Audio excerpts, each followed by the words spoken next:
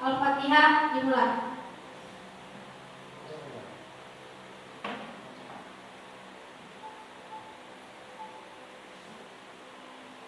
Amin ya rabbal alamin.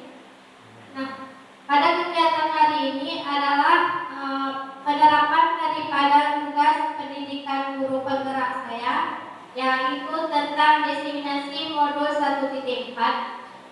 Nah, saya ucapkan terima kasih dan penghormatan kepada Bapak Ibu Guru SD 26 yang telah mau berhadir pada kegiatan hari ini.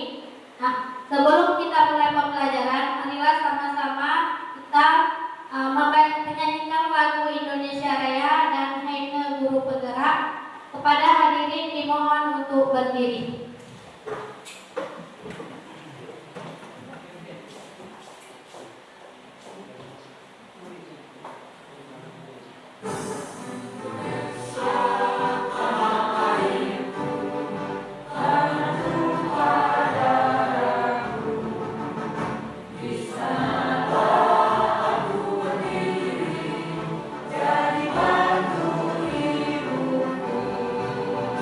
Indonesia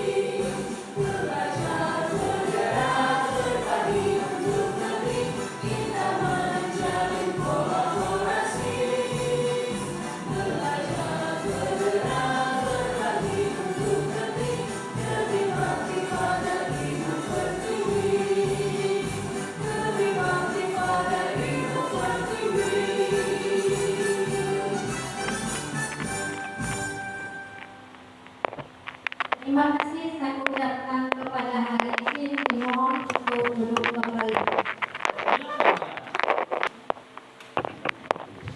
Baik, selanjutnya sekaligus pembukaan untuk kegiatan kita hari ini, kita mintakan kesediaan kepada kepala sekolah kita, yaitu Bapak Wawan Setiawan SPD, sekaligus pembukaan acara. Kepada beliau kami persilakan. Bismillahirrahmanirrahim. Assalamualaikum warahmatullahi wabarakatuh. Pertama-tama menyampaikan syukur kepada Rabbi yang mana pada hari ini kita bersihatan kekuatan bisa berkumpul dalam acara diseminasi modul 1 tempat penerapan pengalaman budaya positif. Salawat dan salam hanya tersampaikan ke junjungan Nabi Muhammad SAW yang telah membawa kita dari alam jahiliyah dan dalam kebodohan ke alam yang berpengetahuan seperti sekarang ini. Yang saya hormati guru-guru SD 26 dan yang saya banggakan guru kita Bu Juliana yang sekarang beliau dipanggil untuk mengikuti CGP calon guru penggerak. Dan di sini saya berharap mudah-mudahan kita semua guru-guru kita tahun depan bisa dipanggil sebagai penggerak. Kenapa? Dengan guru penggerak ini kita dimotivasi untuk mendidik anak supaya kita lebih giat lagi dalam pembelajaran. Dan di sini pun saya bersyukur alhamdulillah guru kita ada beberapa yang sudah dipanggil untuk mengikuti PPG dan mudah-mudahan atas izin Allah sekolah kita semua lulus. Dan saya berharap kepada ibu bapak semua yang lulus CGP atau PPG ini lebih meningkatkan pembelajaran anak didik kita. Kenapa? Program pemerintah baik PPG atau CGP tujuan utamanya adalah pembelajaran anak supaya lebih meningkat. Jadi saya minta sekali lagi ibu-ibu bapak CGP atau PPG itu semuanya program pemerintah. Dan alhamdulillah yang kita sampaikan tadi kita terpanggil. Dan mudah-mudahan dengan kita setelah lulus PPG dan CGP lebih meningkatkan kepedulian kita terhadap anak didik kita. Ya, kita tidak mau lagi kita sudah dapat sertifikasi ke depan ini, tapi pelajaran masih gitu juga. Yang meningkatkan lagi, kita kan jangan hanya menjalankan pembelajaran, data, kasih tugas itu selesai. Tolonglah. Di sini kan di mereka belajar ini kita menjadi hambanya siswa. Artinya apa? Kita ini kan menjadi pelayan anak didik kita supaya anak didik kita itu segala sesuatu bisa sampaikan kepada kita. Ya, jangan kita kayak model konvensional. Kalau Pak Anwar bilang dulu model dulu pelintir tumis, data dulu ya. Tapi saya minta ke depan ini meningkatkan. Dan ibu bapak hari ini pun saya kepesan dari bapak semua, kita ini kan jangan takut dengan kepala sekolah. Oh, ada kepala sekolah sekali. Tapi niatkanlah dalam hati kita semua bahwa kita datang kemari untuk didik anak. Mudah-mudahan dengan niat kita memberi pelajaran sama anak itu menjadi amal dari kita. Dan hari ini ibu kawan kita Ibu Diana sudah berapa bulan? Sudah 2 bulan dan Bapak lihat bagus dalam memberikan pelajaran terhadap anak. Jadi itu yang kita harapkan semuanya bahwa kita ini kan harus lebih meningkat. Jangan itu aja. Jadi hari ini acara diseminasi modul 1-4 penerapan pengalaman budaya positif angkatan 2 dengan resmi saya nyatakan buka. Bismillahirrahmanirrahim. Assalamualaikum warahmatullahi wabarakatuh. Waalaikumsalam warahmatullahi wabarakatuh.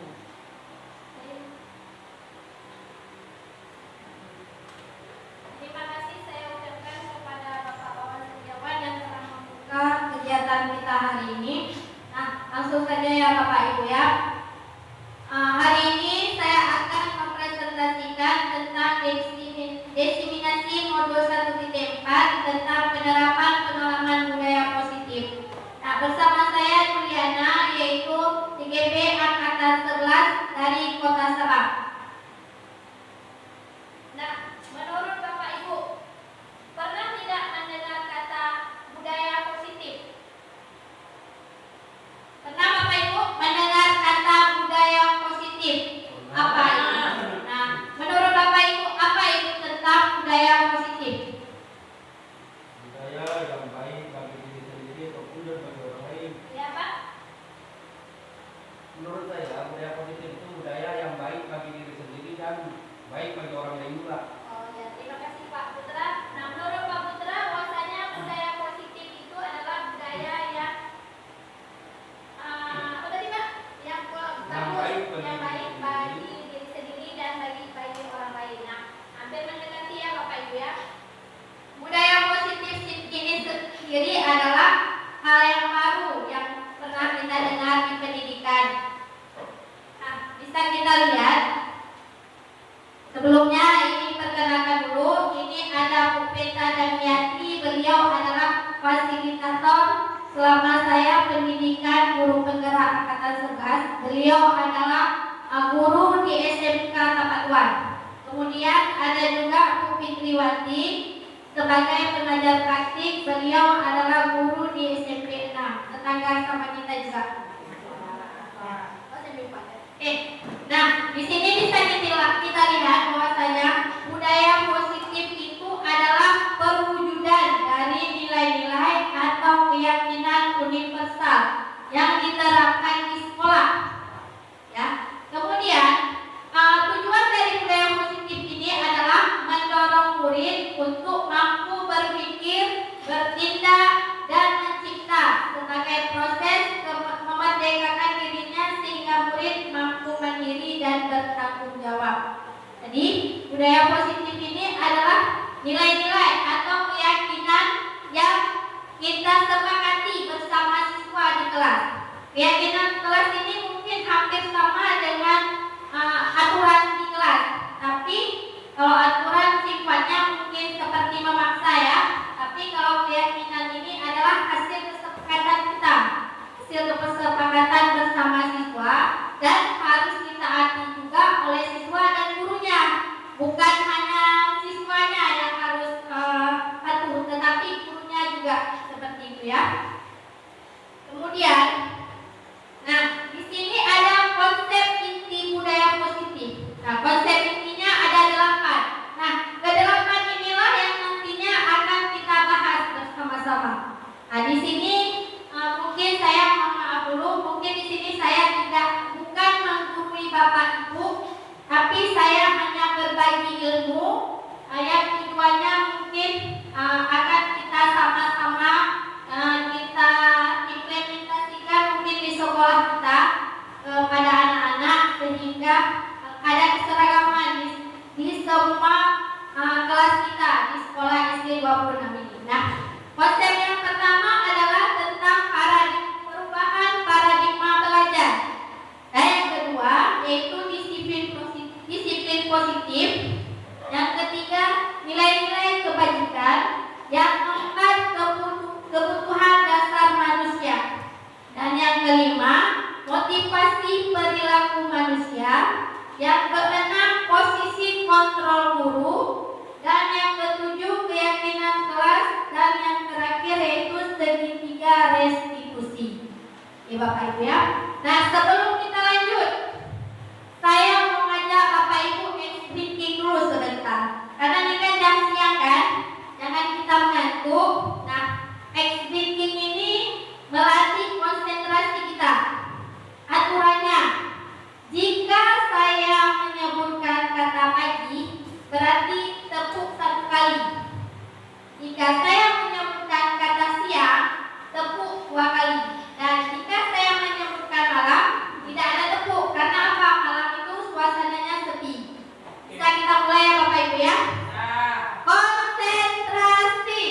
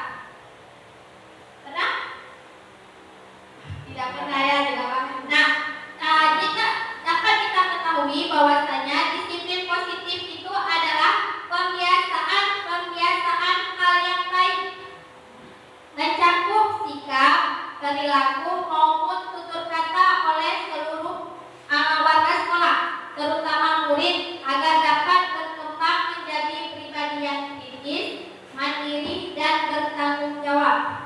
Nah, yang tujuannya untuk menumbuhkan kesadaran serta memberdayakan murid tanpa imbalan penghargaan ataupun ancaman maupun hukuman. Nah, dapat kita lihat bahwasanya yaitu disiplin positif itu kebiasaan yang baik dalam berucap, bertutur kata. Berarti kita mengajak siswa itu untuk berkata, bersikap yang baik di sekolah. Tidak tidak berlaku kasar, tidak melahirkan kata-kata yang jorok ataupun kata-kata kotor di sekolah, ya kan? Kita harus mendidik anak seperti itu. Dan kita pun sebagai guru harus juga mengontrol omongan kita. Jadi jangan sampai kita mau mengajak siswa, melahirkan siswa yang kebiasaan tutur katanya yang baik, tapi kita sendiri tidak, ya Bapak Ibu, ya, seperti itu. Nah, tujuan dari disiplin positif ini yaitu untuk menumbuhkan kesadaran. Nah, kesadaran apa? Kesadaran yang bahwasanya kita manusia ini adalah makhluk Tuhan yang harus bertutur kata, bersikap sesuai dengan kodratnya, ya Bapak Ibu, tidak melebih-lebihkan kata, tidak sombong, tidak iri dengki, dan seperti itu, ya Bapak Ibu, ya. Nah, yang ketiga yaitu nilai-nilai kebajikan. Nilai kebajikan ini yaitu sifat-sifat positif manusia yang merupakan tujuan mulia yang ingin dicapai setiap individu. Dan nilai-nilai tersebut bersifat universal dan lintas bahasa, suku, agama maupun agama. Nilai-nilai ini yang adalah nilai yang lahir dari diri kita, ya, juga yang dipengaruhi oleh suku, agama maupun latar belakang keluarga kita. Bisa dilihat bahwasanya ini adalah contoh-contoh kebajikan, yaitu pada profil pelajar Pancasila bisa dilihat bahwasanya nilai kebajikannya adalah beriman, bertakwa kepada Tuhan Yang Maha Esa, berkebinekaan global, gotong royong, mandiri, bernalar kritis dan kreatif. Sedangkan pada keterampilan hidup atau life skill dapat kita lihat bahwasanya contoh kebajikannya dapat dipercaya, lurus hati, pendengar yang aktif, tidak merendahkan orang lain, dan memberikan yang terbaik dari diri. Bisa kita lihat dua perbedaan antara nilai kebajikan profil pelajar Pancasila dengan keterampilan hidup atau life skill, ya Bapak Ibu, ya. Nah, selanjutnya, di sini ada kasus pemantik, ya. Di sebuah sekolah dasar, yaitu kelas 4 dengan wali kelas Bu Fitri, beliau sedang kebingungan karena dalam 1 bulan ini beliau setiap hari mendapat laporan dari siswanya bahwa mereka sangat kesal dengan Budi. Budi selalu mengganggu dan usil terhadap teman-temannya saat belajar, dan dia juga sering merampas jajan temannya saat jam istirahat. Pertanyaannya, kenapa ya kira-kira Budi bersikap dan bertingkah seperti itu? Coba Bapak Ibu, kenapa ya kira-kira Budi bertingkah dan bersikap suka ganggu teman dan suka rampas makanan teman? Ada yang bisa jelaskan? Kenapa Bu? Emi? Butuh perhatian. Butuh perhatian. Lainnya? Ada Bapak Ibu? Tidak ada uang jajan. Kurang perhatian. Apalagi ada Bude mungkin? Kenapa ya kira-kira si Budi ini? Ya benar? Kenapa? Kurang perhatian dari orang tua. Kurang perhatian dari orang tua. Lainnya